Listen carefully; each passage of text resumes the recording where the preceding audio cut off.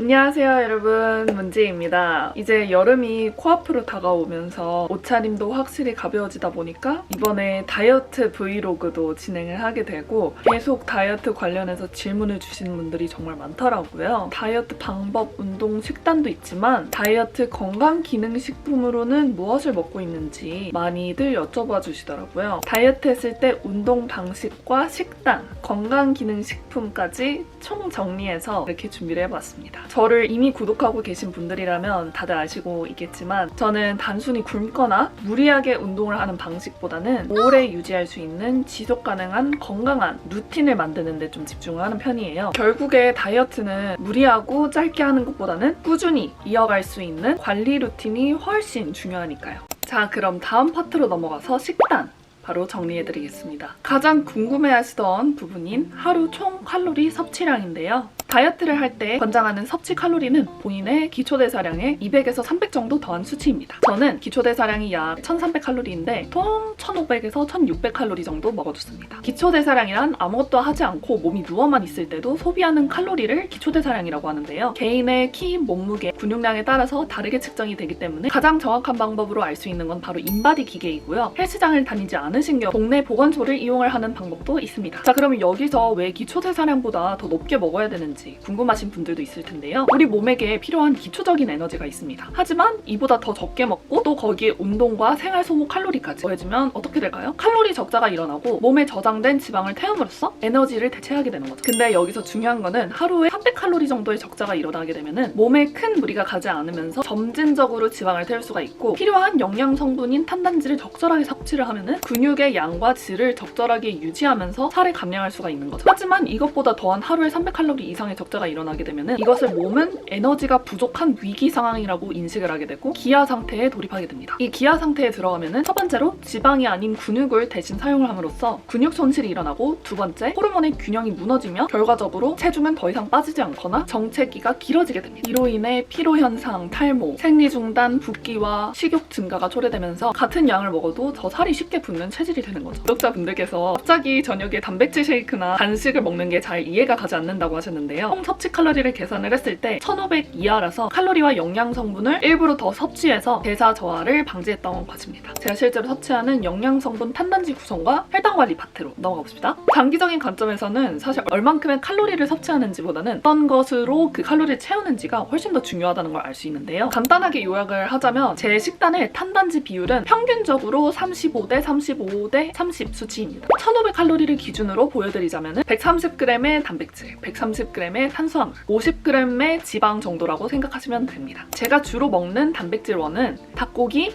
연어, 소고기, 돼지 목살, 달걀, 저지방 또는 무지방 요거트, 웨이 프로틴 파우더, 흰살 생선, 기름짜낸 참치캔 등등이 있는데 솔직히 너무 지방이 높지 않다는 가정하에 대부분은 가리지 않고 먹는 편입니다. 그리고 저의 주 탄수화물원은 현미밥, 고구마, 오트우유, 감자, 통밀 파스타 또띠아, 두부면, 통밀빵, 곤약밥, 야채, 베리, 버섯, 주로 복합 또는 비정제 탄수화물 베리로 구성되어 있고요. 이런 종류의 탄수화물원은 안정적인 혈당 상태와 에너지 공급을 유지를 합니다. 마지막으로 저의 주 지방 섭취원은요. 견과류, 올리브유와 같은 불포화 지방산, 오메가3산 지방산인 연어, 고등어, 참치, 치아씨드 종류가 있고요. 그리고 제일 적은 비율로는 포화지방인 달걀 노른자, 버터와 치즈 등이 있습니다. 사실 지방을 먹었다고 지방이 생기는 건 절대 아니거든요. 오히려 건강한 지방은 호르몬 안정화와 지방 연소 효율, 염증 감소와 피부 탄력 개선 등 정말 중요한 역할을 하기 때문에 칼로리가 다소 높더라도 잘 계산해서 하루 식단에 포함하는 것이 매우 중요합니다. 계산법이 너무 막막하잖아요. 어떻게 그 비율을 다 맞추겠어요? 그럴 때는 AI 엔진을 사용하시면 됩니다. 저는 평소에 챗GPT나 제미나이를 사용해서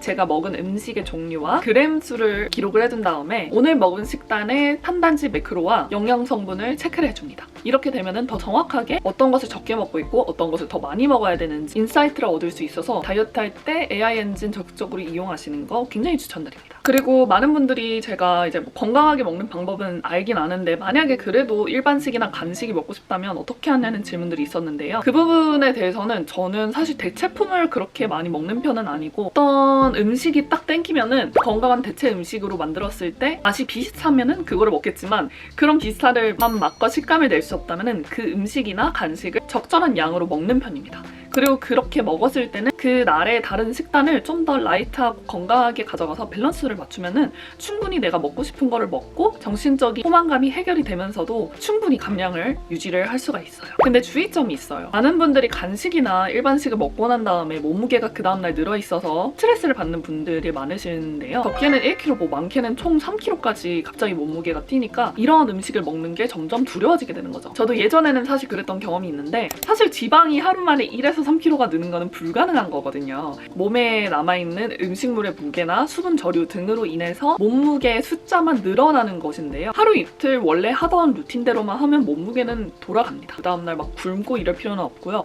더도 덜도 말고 원래 본인이 하던 루틴과 식단 그대로 진행해주시면 됩니다. 평상시에도 몸무게를 매일 재는 것보다는 일주일에 한 번, 2주에 한 번 정도로 제한을 하는 것이 정신적 관리 차원에서 훨씬 이득입니다. 그리고 공복 시간에 대해서도 많은 분들이 여쭤봐 주셨는데요. 결론부터 말씀드리자면은 저는 따로 공복 시간을 지키지는 않습니다. 그냥 배가 고프면 먹고 배가 고프지 않으면 안 먹습니다. 그래서 어쩔 때는 공복 시간을 10시간, 어쩔 때는 16시간 또는 더 많게 가질 수도 있는데요. 저 같은 경우에는 뭔가 먹는 시간에까지 제한을 두면은 그거에 대한 스트레스를 견디지 못하는 스타일이어서 공복 시간에 많은 제한을 두지는 않는데요. 가장 이상적으로 권장하는 공복 시간은 12시간에서 16시간 사이입니다. 운동과 식단도 너무 중요하지만 사실 많은 분들이 이 부분을 간과해서 다이어트가 더 더뎌지고 힘들어진다는 점. 지금 바로 그것이 뭔지 함께 알아볼게요. 그 해답 어떤 것일까요? 장내 미생물의 구성입니다. 비만인 사람과 정상 체중인 사람의 실제로 장내 세균은 구성부터가 다른데요. 비만인 사람들에게 유독 비율이 높게 나타나는 균들이 있고 유해균이 유익균보다 훨씬 더 높다고 하더라고요. 근데 이게 살이 찌면서 그 악순환이 되는 거죠. 그래서 그걸 끊어주고 개선하는 게 진짜 힘들긴 하지만 너무 중요하거든요. 제가 사용했었던 치트키가 있는데 오늘 우리 구독자분들께 공유드립니다. 요즘 제가 매일 먹고 있던 CJ 바이오코어 다이어트 유산균이에요. 제가 전부터 영상에서 여러 번 강조를 했었는데 유산균은 항상 챙겨 먹는 아이템이라고 말씀을 드렸었는데요. 다이어트 분들이 공감하시겠지만 식사량이 조금만이라도 줄게 되면은 정말 화장실 가기가 힘들어지긴 하거든요. 아침에 화장실을 못 가면 하루 종일 배가 뭔가 묵직하고 그 불편한 느낌이 살이 빠지는 느낌은커녕 오히려 더부룩하고 몸이 무거워지는 느낌 너무 힘들잖아요. 특히 저도 사실 화장실 문제로 한동안 고민이었었는데 CJ 바이오코어 다이어트 유산균을 먹으면서 특히 요즘 화장실을 가는 패턴이 정말 규칙적이게 됐어요.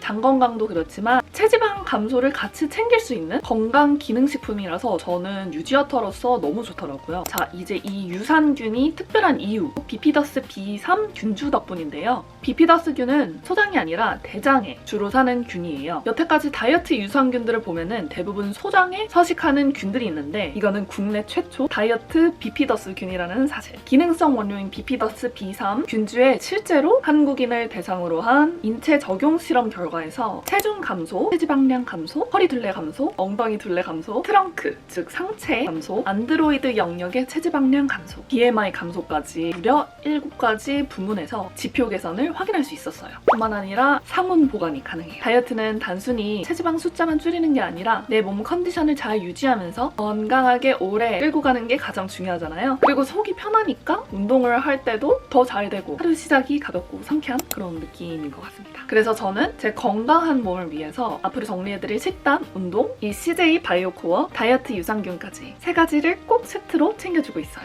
딱 이렇게 하루 한 알만 먹으면 되니까 너무 간편해서 저는 집에 하나, 자주 들고 다니는 가방 하나 이렇게 파우치에 넣어서 소지하고 다니고 있습니다. 다음 파트로 넘어가서 운동 파트입니다. 운동은 크게 3가지로 나눠볼 건데요. 생활 운동량, 유산소, 근력 운동 이렇게 3가지로 나눠볼 거예요. 생활 운동량이란 운동을 제외한 하루 동안 움직이며 소모하는 칼로리를 뜻합니다. 생활 속에서 이동하면서 걷기, 계단 오르기, 청소 이런 모든 활동을 포함을 하는데요. 다이어트를 할 때는 유산소를 따로 하는 것보다는 생활 속 소모하는 칼로리를 더 늘려서 유산소를 대체하는 편이기는 합니다. 이제 유산소 운동은 뭐냐? 걷기, 천국의 계단, 경사걷기, 자전거, 러닝, 수영, 댄스 등등 이런 것들이 이 카테고리에 있습니다. 이런 운동들은 칼로리 소모와 지방 연소에 다 탁월한 운동들이죠. 그래서 제가 주로 했던 유산소는 하루에 7,000보에서 12,000보 정도 걷기, 런닝머신에서 속도 6.0, 정사 4.0으로 맞춰서 40분 정도 걸어주기, 홈트 유산소 운동 주로 이런 식으로 구성을 했는데요. 이 3가지를 하루에 다 하는 것이 아니라 만약에 하루에 10,000보 이상을 걸어줬다면 다른 유산소 운동은 일치하지 않고요. 너무 날씨가 더워서 그 하루 걸음수가 적었다면 런닝머신에서 30분에서 40분 동안 경사 오르는 거를 해준다든지, 만약에 집에서 이미 홈트로 유산소 운동을 챙겨졌다 그러면은 따로 막 헬스장에 가서 경사 타기 이런 식으로 하지는 않습니다. 이렇게 저는 매일 그날 컨디션이랑 날씨에 따라서 유산소 운동을 선택을 해주는 편입니다. 그리고 마지막으로 근력 운동은 사실 너무 중요한데 많은 여성분들이 또 꽤나 간과를 많이 하는 부분인 것 같기는 해요. 유산소로 칼로리 소모하고 식단만 잘 지키면은 무게가 줄 텐데 근력 운동이 굳이 필요한가 싶기도 할 거예요. 근데 다이어트 중 근력 운동은 정말 필수입니다. 장기적인 관점에서 몸이 근력 운동을 하지 않게 되면은 더 이상 근육이 몸에 필요 없다고 판단해서 지방이 아닌 근육을 에너지원으로 사용하면서 근손실이 일어날 가능성이 더 높아집니다. 그렇게 되면은 기초대사량이 줄게 되고 몸무게는 줄더라도 마른 비만의 체형은 전혀 개선이 되지 않는 거죠.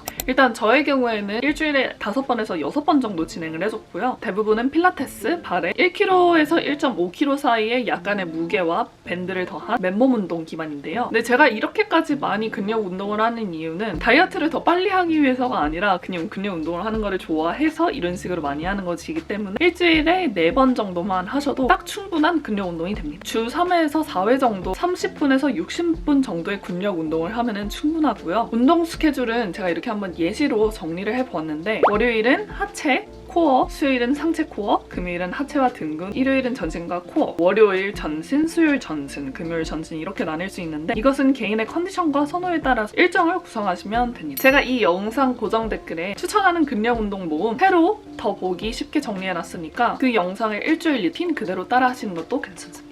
그럼 이제 마지막으로 정리하면서 생활 습관과 멘탈 관리 10가지를 한번 정리해보겠습니다. 첫 번째로 물 2리터 이상 마시기. 충분한 수분 섭취가 되어야 노폐물이 잘 배출이 되기 때문에 붓기 관리에도 도움이 되고 근육 형성도 훨씬 잘 되게 됩니다. 두 번째로는 매 끼니 채소를 많이 먹어서 식이섬유를 보충하기. 세 번째는 체중 매일 재지 않기. 네 번째, 뭐 아니면 도에 완벽주의 버리기. 케이크 먹었다고 다이어트가 망쳐지는 건 절대 아니거든요. 에라 모르겠다 하고 내일 다시 시작하자라는 그런 다이어트 마인드가 제일 안 좋습니다. 완벽하지 않은 날도 있고 완벽한 날도 있고 적당한 날도 있기 마련이죠. 여러분의 가치는 체중계 숫자나 외관이 아니라 무언가를 마음먹고 완벽하지 않더라도 꾸준히 이끌어 나갈 수 있는 힘에 있습니다. 따라서 본인의 마음 돌봄을 우선시하는 것이 가장 중요해요. 다섯 번째, 20대 80 룰 응용하기. 내가 먹고 싶은 일반식 메뉴나 간식이 있다면 그거를 20% 정도로 채우고 20% 안에서 채우면 충분히 다이어트를 하면서 정신적인 배고픔도 해소를 할 수 있습니다. 여섯 번째, 빠른 결과 기대하지 말기. 최대한 빠르게 변화가 일어났으면 하는 그 마음 너무 잘 이해하지만 몸은 정직하고 또 빠른 변화를 싫어하기 때문에 천천하지만 정확한 변화가 가장 좋습니다. 일곱 번째, 영양제와 건강기능식품 챙겨 먹기. 건강하게 식단을 챙겨 먹는다고 하더라도 부족한 영양소가 생기기 나름인데요. 따라서 종합 비타민, 오메가3, 비오틴, 고품질의 유산균, 마그네슘 필수적으로 섭취하는 걸 권장드립니다. 여덟 번째는 본인의 몸과 남의 몸 비교하지 않기. 모든 몸은 사실 다르기 때문에 어떤 분한테는 이런 방법이 더 잘 맞고 어떤 분에게는 이런 운동이 더 잘 맞을 수 있어요. 아홉 번째로는 잠 잘 자기. 수면은 단순히 잠을 자는 시간이 아니라 몸이 회복하는 시간이기 때문에 몸이 회복되고 지방을 태우면서 근육을 유지하는 시간입니다. 따라서 이상적으로는 7.5시간 이상 10시에서 12시 사이에 자는 거를 권장드립니다. 열 번째, 운동 전후로 스트레칭 해주기. 가장 이상적으로는 아침에 일어나자마자 10분, 잠에 들기 전에 10분 스트레칭을 잘해주면 근육이 제대로 움직일 수 있는 환경을 만들어주기 때문에 운동 효과를 극대화할 수 있고 몸의 라인이 더 얇고 이쁘게 잡히는 데 큰 도움이 되기 때문에 스트레칭은 필수입니다. 영상 앞쪽에서 정말 극찬했었던 이 CJ 바이오코어의 다이어트 유산균 구매 링크와 제품 정보는 고정 댓글과 소개란에 남겨뒀으니까 관심이 있으신 분들은 꼭 확인하시고요. 그럼 오늘 영상도 봐주셔서 진심으로 감사드리고요.